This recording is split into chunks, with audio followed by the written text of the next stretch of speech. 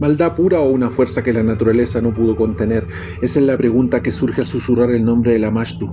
A diferencia de otros demonios de Mesopotamia que obedecía a las órdenes de los dioses, ella era una rebelde del caos, hija del mismísimo Anu, el dios del cielo. Lamashtu no buscaba equilibrio ni justicia, buscaba el dolor de las más vulnerables por voluntad propia. Lo que realmente te revuelve el estómago es su imagen en las tablillas antiguas. Imagina una criatura con cabeza de leona, dientes de burro y garras de ave de presa, representada a menudo amamantando un cerdo y a un perro mientras sostiene serpientes venenosas. Esa iconografía no era solo para asustar, era un símbolo de la distorsión de la maternidad. Lamashtu era la sombra que acechaba en la habitación del parto, la que causaba abortos y la que, según el mito, robaba a los recién nacidos de los brazos de sus madres para devorar sus huesos. Por eso, en el mundo antiguo, ella era la verdadera razón detrás de la mortalidad infantil y las plagas. Su maldad era tan absoluta que ni los dioses podían controlarla del todo.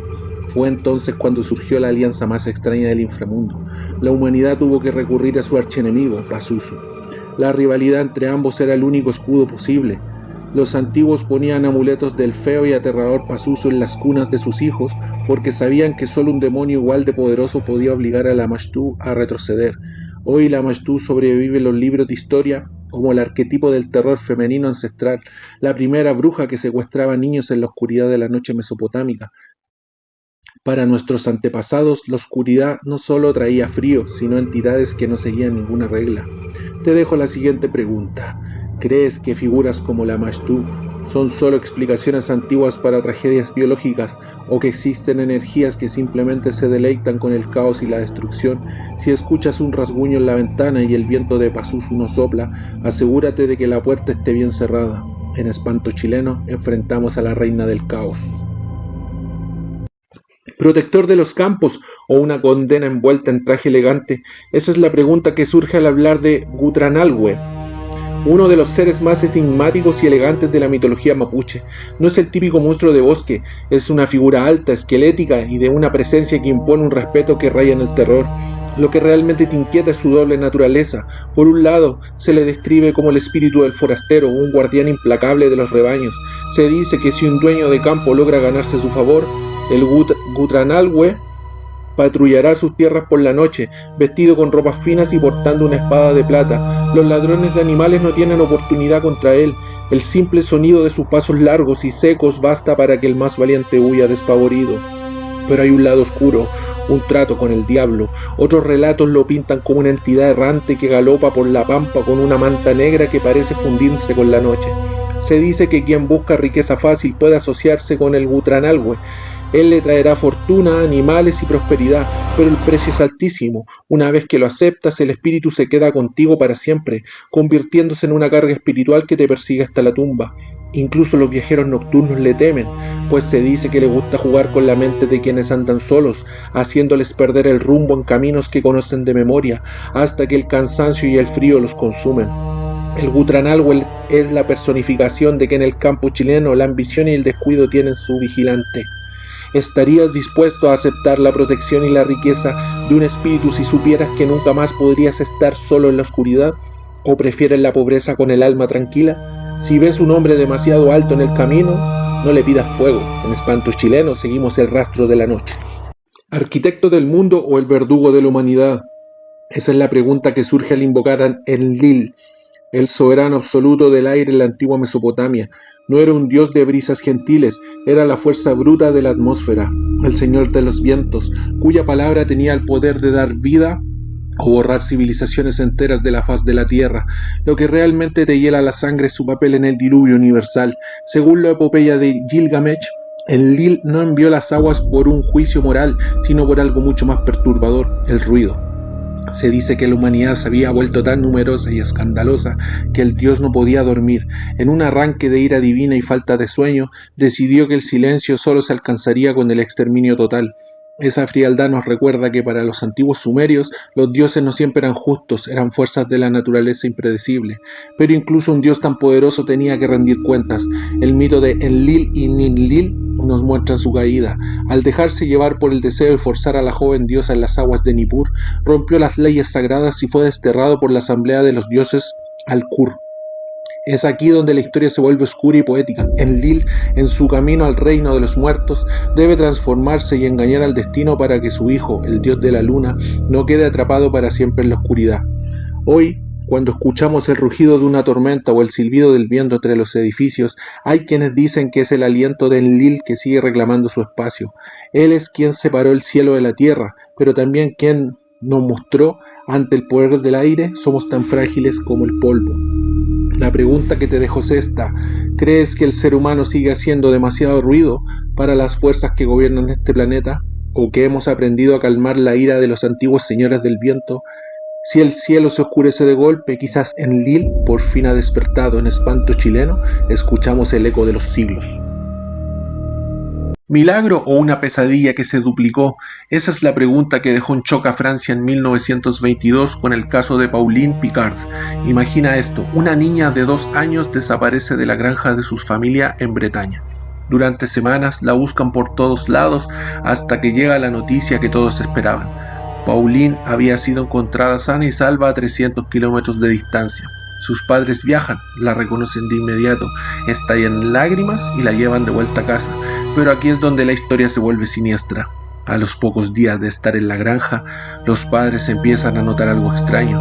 La niña está callada, actúa de forma inusual y, lo más aterrador, no reconoce su propia casa ni parece entender a sus padres cuando le hablan en su dialecto local.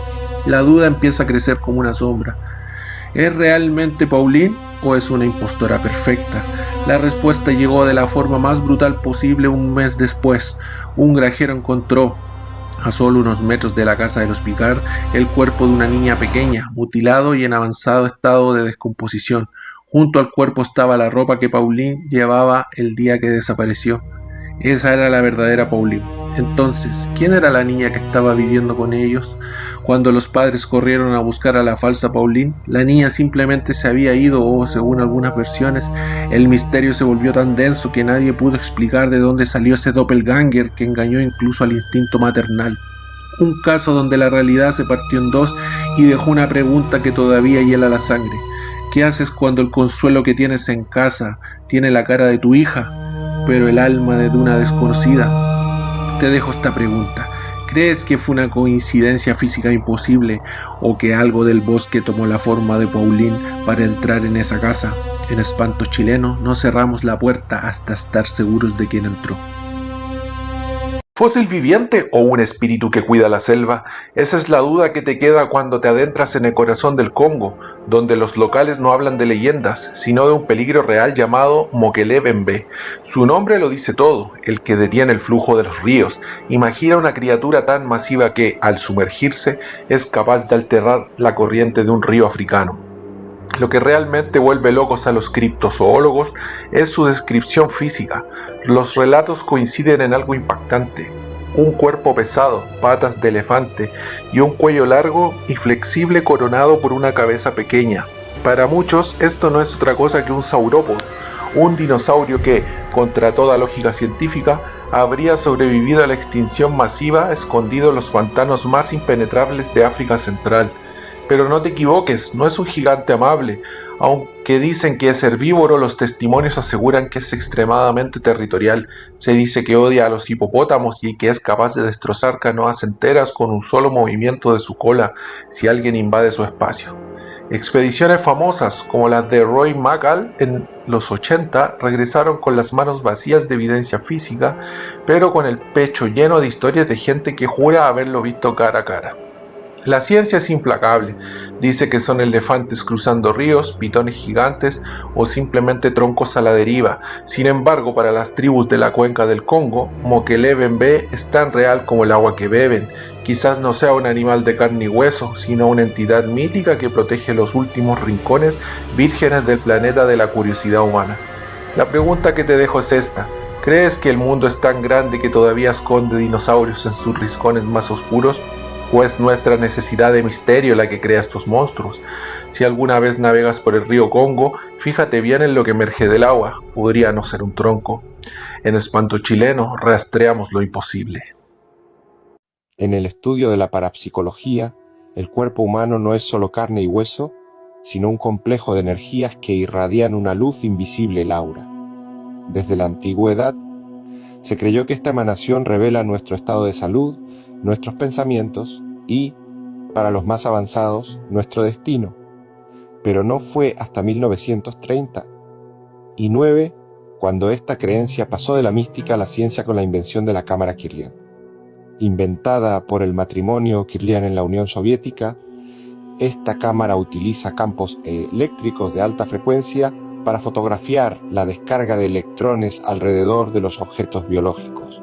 Lo que revelaron fue la prueba gráfica de la energía vital, un halo de colores alrededor de los dedos, las hojas y, por supuesto, de los seres humanos. Los parapsicólogos pronto se obsesionaron con el aura, no solo por sus colores, sino por sus ausencias.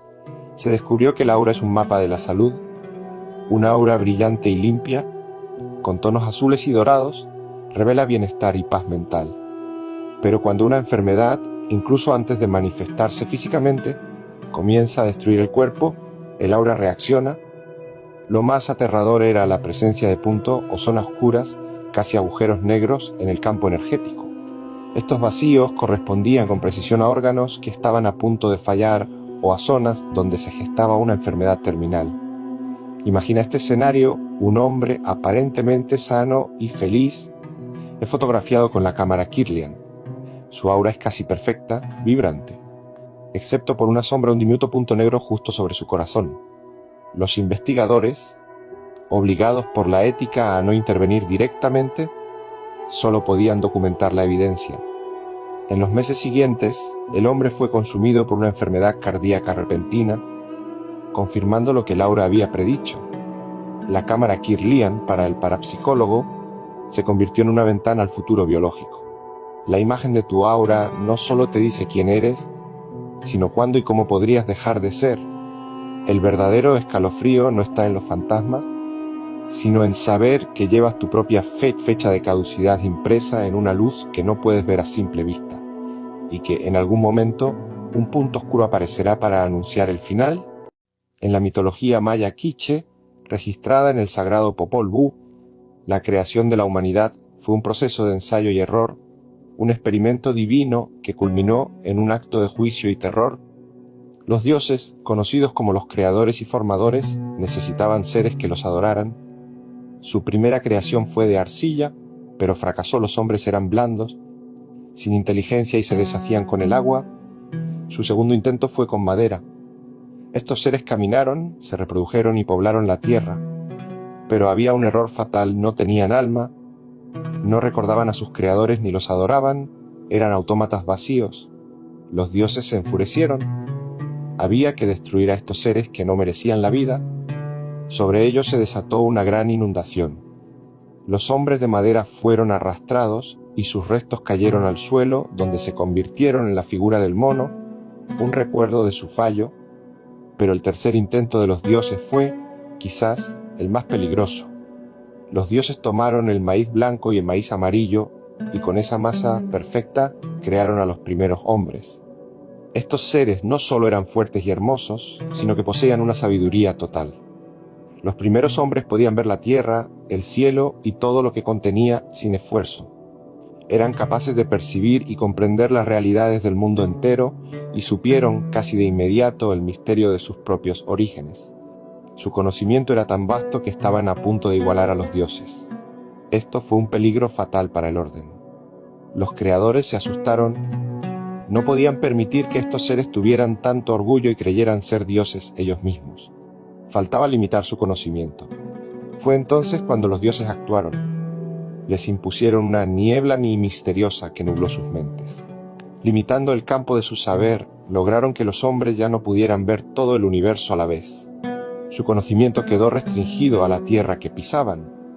Y así, los dioses crearon las mujeres para que los hombres tuvieran compañía y se enfocaran en poblar la tierra, olvidando su potencial divino.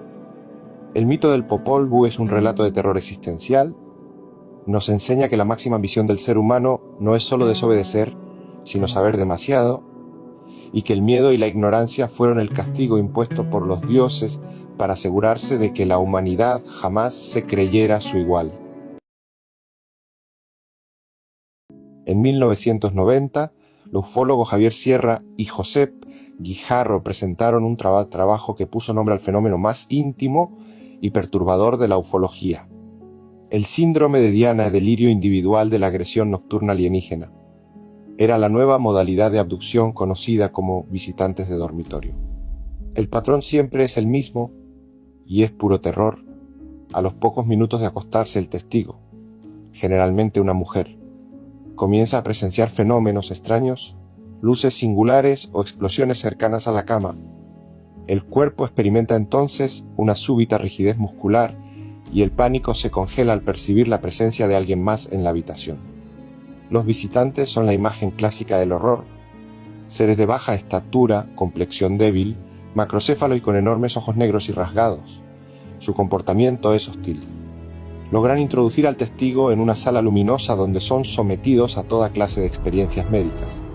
Las lagunas en los relatos son considerables, un tiempo perdido que la mente se niega a recordar. Sin embargo, la virulencia de una experiencia se destaca sobre las demás: la implantación de una microcápsula. Estos diminutos ingenios son colocados en el cerebro o a veces en brazos y piernas. A decir de los abducidos, cumplen una función de monitoreo y control, dejando al testigo en un estado permanente de ansiedad. Pero el giro está en el testigo mismo. Los investigadores descubrieron que la clave no era el platillo, sino la víctima. Todos los testigos de Diana mostraban constantes en su personalidad un estado previo de depresión y anemia y, lo más perturbador, una inhibición o represión sexual o afectiva. El sexo, de hecho, es uno de los ejes de la experiencia, con reportes frecuentes de fecundaciones forzadas y abortos espontáneos. La impresión final que queda en los abducidos es idéntica a la de una agresión sexual. El terror final no es el implante. La raíz de la experiencia, según los psicólogos, se encuentra en la mente del protagonista, aunque no descartan un estímulo externo real que desencadena un proceso psíquico destructivo. El horror más profundo de Diana es que, tras el rapto, el síndrome puede contagiarse en círculos cercanos al abducido. El trauma se expande. La agresión nocturna alienígena se convierte en una epidemia psíquica y el implante ya no es de metal, sino de un miedo colectivo que se alimenta de la debilidad humana. El fenómeno, una vez desatado, no tiene cómo detener su expansión. En muchos cementerios antiguos de Estados Unidos, las inscripciones de las estatuas son la única prueba de que el arte gótico puede volverse aterrador. Esta historia proviene de los archivos de una pequeña necrópolis en San Luis, conocida por una figura en particular: el Ángel del Eterno Lamento. Tallada en un mármol blanco y antiguo, representaba a un ángel guardián con las manos cubriendo su rostro en una pose de profunda pena. Se alzaba sobre una tumba de finales del siglo XIX. Lo que la hacía legendaria era su sonido. Durante décadas, los cuidadores nocturnos y los pocos visitantes nocturnos juraron que el ángel no estaba en silencio. En las noches de niebla, cuando la luna se ocultaba, se escuchaba un llanto tenue y persistente, como el de una mujer sollozando sin consuelo. Los guardias lo atribuían al viento o al eco, hasta que un hombre, un veterano de la vigilancia llamado Thomas, decidió poner fin al misterio. Armado con su linterna y una grabadora, se dirigió a la tumba del ángel una noche particularmente silenciosa. Cuando se acercó, la luz de su linterna regó el mármol, revelando la grieta por donde supuestamente escapaba el sonido. Pero el llanto era inconfundible, no era viento, era un sonido humano, agónico, que parecía salir directamente de la piedra. Thomas encendió la grabadora y se quedó inmóvil. El llanto continuó durante varios minutos y luego ocurrió el terror. El sonido de los lamentos se mezcló con un nuevo ruido, un débil, pero claro, golpeteo seco, como si alguien golpeara con los nudillos desde el vigilal interior. Al día siguiente, regresó con el administrador del cementerio. El administrador, escéptico, ordenó una inspección exhaustiva de la estatua, asumiendo que un animal se había metido en algún hueco. Y aquí viene el macabro giro final. Los obreros levantaron con grúas la base del ángel. El mármol era hueco. Dentro de la base En el pequeño espacio que había bajo los pies de la estatua, encontraron un esqueleto humano, un cuerpo con ropas antiguas, retorcido en una postura de pánico. El cráneo, girado hacia la parte interior del mármol, mostraba dedos rotos, evidenciando una lucha desesperada. La víctima, probablemente un ladrón de tumbas que quedó atrapado o un enterrado en secreto, había muerto en vida, golpeando y gritando. El llanto del ángel del eterno lamento no era la pena de una figura de piedra, sino el eco psíquico del terror final de una persona atrapada que había usado su último aliento para rogar por ayuda. El terror fue eterno, el mármol se convirtió en un amplificador de su agonía final, condenando a la víctima a llorar desde la piedra para la eternidad. En 1891, la abadía de Combermere en Cheshire, Inglaterra, fue el escenario de una de las fotografías paranormales más convincentes jamás tomadas. El protagonista era Lord Combermere, un distinguido comandante militar que había muerto trágicamente días antes en un accidente de carruaje. El fotógrafo era Sibel Corbett, un entusiasta de la época que se encontraba en la abadía para documentar el interior antes de que se llevaran a cabo los funerales. La casa estaba sumida en un luto solemne, con el cuerpo del Lord Combermere depositado a más de 4 millas de distancia, a punto de ser enterrado. Corbett instaló su pesada cámara de placa en la biblioteca, apuntando directamente al sillón favorito del difunto Lord, un mueble grande y tapizado que dominaba la estancia. El sillón se encontraba vacío, tal como había estado desde la muerte del Lord. Corbett tomó la fotografía y dejó la placa en remojo químico para revelarla más tarde. No fue hasta que la placa se reveló que se descubrió el horror. En el asiento de ese sillón vacío apareció la silueta inconfundible de un hombre sentado, con su cabeza, brazos y parte de sus piernas claramente visibles. Aunque la imagen era borrosa debido al largo tiempo de exposición, era la figura de un hombre. Los familiares y el personal de la casa que vieron la fotografía entraron en un shock absoluto. La silueta no era de un sirviente ni de un miembro vivo de la familia, era el inconfundible retrato propio Lord Combermere. Lo más perturbador es que la figura parecía estar sentada tranquilamente justo donde solía descansar, a pesar de que su cuerpo yacía inerte a kilómetros de distancia. El giro está en el tiempo.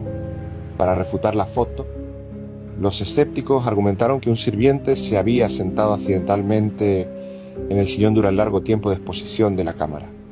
Sin embargo, los testigos de la casa confirmaron que todos los sirvientes se encontraban ocupados en la preparación de la procesión funeraria en el momento exacto en que se tomó la foto.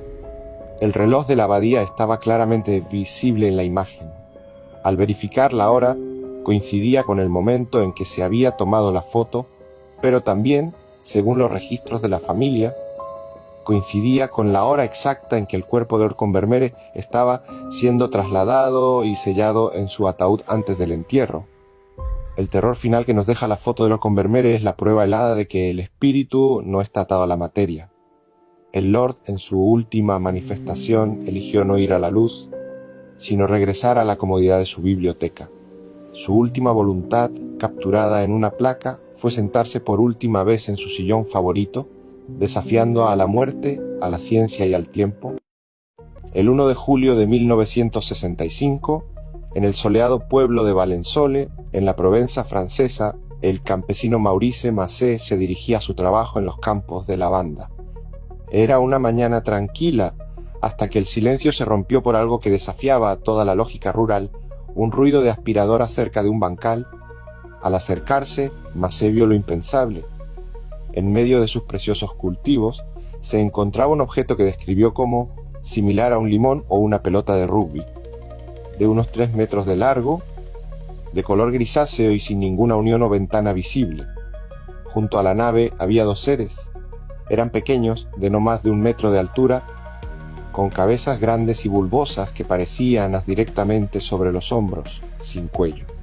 Sus trajes eran de una sola pieza, de un tono verdoso, y se movían con la lentitud de un autómata. Uno de los seres se agachaba para inspeccionar el suelo, el otro parecía vigilar. Maurice Massé, a pesar de su terror, intentó acercarse. Fue un error fatal. El ser que vigilaba levantó un pequeño objeto similar a un tubo o pistola y apuntó hacia el campesino. Un rayo de luz azul o verde salió del dispositivo, golpeando a Macé. El hombre no sintió dolor sino un parálisis total. Cayó al suelo, sin poder mover un solo músculo, pero totalmente consciente. Desde el suelo observó cómo los seres terminaban su trabajo, entraban en el artefacto y éste se elevaba verticalmente con el mismo sonido de aspiradora, desapareciendo en el cielo, y aquí viene el giro que lo convierte en un caso legendario. Macé, una vez recuperado, corrió a la policía. Lo que pudo haber sido descartado como una alucinación se convirtió en una realidad física ineludible. En el campo de la banda había una huella perfectamente redonda de unos 6 metros de diámetro. En esa zona el suelo estaba tan duro que era imposible clavar nada y la tierra parecía haber sido cocida. Los científicos que analizaron el lugar confirmaron que la hierba, los tallos de la banda y los arbustos estaban completamente quemados y deshidratados, como si hubieran sido expuestos a un calor intenso o a una radiación desconocida. Lo más aterrador durante los siguientes 10 años, a pesar de los esfuerzos, nada volvió a crecer en el punto exacto donde había estado el ovni. El caso de Valensole es el terror de la prueba física. El encuentro duró minutos, pero la nave dejó una cicatriz permanente en la Tierra. El misterio no es solo que vinieran, es que vinieron, hicieron un trabajo incomprensiblemente absurdo y dejaron una herida que la naturaleza se negó a sanar por una década, como una advertencia impresa en el suelo de que el universo es más extraño de lo que podemos soportar. La sabiduría popular de Nueva Inglaterra está llena de historias sobre las consecuencias del adulterio, pero este incidente ocurrido en Maine tiene un giro particularmente trágico. Un hombre y una mujer, ambos casados con otras personas, se encontraban a menudo en una cañada rodeada de árboles para mantener su relación. Una noche, mientras estaban juntos, un joven de aspecto extraño apareció a pocos metros observándolos. La mujer se detuvo bruscamente. Escuchó un gemido, el sonido más triste que jamás había oído, que la obligó a levantarse. Su amante no vio ni oyó nada, probablemente pensando que ella estaba sufriendo algún tipo de ataque. Ella se acercó al joven lloroso, alargó una mano para consolarlo, pero ésta atravesó su cuerpo sin encontrar resistencia. Se dio cuenta de que él no era de este mundo. Su amante huyó, asustado por el comportamiento errático de la mujer, dejándola sola en la oscuridad. El joven fantasma comenzó a titilar, pero su llanto seguía siendo real. Entonces le habló no con palabras, sino con imágenes proyectadas directamente en su mente. La mujer vio la verdad, vio la imagen de una familia joven y feliz, una esposa vital, 2 niños adorables y un marido. Que era el mismo joven fantasma que tenía delante. Las imágenes cambiaron. Vio a esa misma esposa, que en realidad era ella misma, en los brazos de otro hombre. A continuación vio al joven marido traicionado, tirándose de un puente de piedra en una gélida noche de febrero. Lo vio atravesar el hielo y morir ahogado en las aguas oscuras. Y ahora, el espíritu de ese hombre, su esposo fallecido, vagaba eternamente por los bosques donde su mujer le había traicionado, llorando por la vida que ella había destruido. La mujer, escarmentada y conmocionada, huyó a casa. A partir de esa noche, nunca más volvió a serle infiel a su marido. Ahora comprendía, de la manera más aterradora y conmovedora, cuán destructivas pueden llegar a ser las consecuencias del adulterio. En la rica mitología de Chiloé, la vida y la muerte en el mar no den de la suerte o del clima, sino de una hermosa figura mitológica, la Pincoya. Esta sirena, de larga cabellera rubia y tez blanca, no es solo la esposa del Pincoy, sino la encarnación de la fertilidad de los recursos marinos. La Pincoya no es un ser maligno, pero su aparición es un presagio que infunde pavor. Su misión es bailar en las playas de arena, y la dirección de su danza predice la fortuna de los pescadores. Si la Pincoya es vista bailando frente al mar, con los brazos abiertos y el cuerpo mirando a la inmensidad, es una señal de alegría. Significa que el mar será generoso, los bancos de peces serán abundantes y la pesca será fructífera. Los pescadores al verla celebran y se preparan para una cosecha rica. Pero hay un giro aterrador en su baile. Si la Pincoya aparece y baila de espaldas a la orilla, con su rostro vuelto hacia la tierra y sus brazos moviéndose con lentitud, es una profecía de desgracia. Esta danza indica que el mar se ha vuelto estéril, que los peces han abandonado las costas y que el invierno será de hambre y miseria. El mar, al que se le ha faltado el respeto, se ha retirado. Sin embargo, el destino más cruel espera a quienes intentan aprovecharse de este conocimiento o, peor aún, a quienes la ofenden. Cualquier hombre que intente espiarla o que se atreva a hacer un comentario lascivo sobre su figura es inmediatamente reportado por la Pincoya a su esposo, el Pincoy. El Pincoy es el ejecutor. No es tan hermoso como ella, sino un tritón fuerte y furioso. Él tiene el poder de invocar a las olas más grandes y a las corrientes más traicioneras. El ofensor es condenado a morir ahogado en su próxima salida al mar, y su cuerpo es llevado sin rastro al Caluche, el barco fantasma del cual ya hemos hablado. El relato de la Pincoya es el terror de la naturaleza indomable. Nos enseña que la vida en el sur de Chile es una constante negociación con lo mágico. La Pincoya no te mata con un ataque, sino con una profecía. Te condena a ver el destino de tu familia en su danza y te recuerda que la abundancia y la miseria están a un solo paso de distancia, separadas por la dirección de un baile en la playa. El incidente de Rendlesham Forest es un caso de ufología de altísimo impacto, pues no involucra a civiles asustados, sino a personal de seguridad de la Fuerza Aérea de los Estados Unidos, USAF estacionado en la base militar de Bentwaters, Inglaterra, en diciembre de 1980. La noche del 26 de diciembre, luces extrañas fueron avistadas descendiendo en el cercano bosque de Rendlesham. Varios oficiales de seguridad salieron a investigar.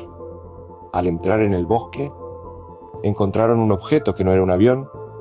Era una nave triangular o cónica de unos 3 metros de largo, de apariencia metálica oscura, que emitía una luz pulsante roja y azul. Lo más impactante, el objeto estaba apoyado en el suelo del bosque. El sargento Jim Peniston, el primer oficial en acercarse, describió el objeto como poseedor de un tacto suave y vidrioso, y al acercarse los símbolos jeroglíficos grabados en su superficie. Él mismo aseguró haber tocado el objeto. Al día siguiente el personal militar regresó a la zona. En el punto de aterrizaje encontraron 3 marcas triangulares y profundas en el suelo, lo que atestiguaba que algo pesado había estado allí. Los geólogos confirmaron más tarde niveles inusuales de radiación en las marcas. Y aquí viene el giro impactante y verídico del caso. La noche siguiente, el subcomandante de la base, el teniente coronel Charles Alt, lideró su propio equipo de investigación, equipado con contadores Geiger y grabadoras. Mientras estaban en el lugar, el fenómeno se repitió. Una luz pulsante de color rojo apareció sobre el bosque, se movió erráticamente y luego se detuvo y lanzó varios rayos de luz hacia el suelo, hacia la base aérea e incluso hacia la zona de almacenamiento de armas nucleares. El teniente coronel Al grabó todo el evento en un pequeño casete. Su voz, capturada en la cinta, suena agitada y completamente incrédula ante lo que sus ojos y su equipo estaban presenciando. Esta grabación, conocida como el Memo Alt, fue clasificada y se convirtió en la prueba militar más sólida del fenómeno ovni. El caso de Rendlesham no se basa en el testimonio de un solo hombre, sino en un incidente registrado por multimilitares con consecuencias físicas y documentales. El terror no fue el encuentro en sí, sino la realización del coronel Alt, que algo estaba interfiriendo directamente con una base militar de la OTAN y que nadie, ni siquiera el ejército más poderoso del mundo, podía controlarlo. El ovni de Rendlesham nos mostró que hay fuerzas operando en nuestro planeta que superan nuestra comprensión y nuestro armamento.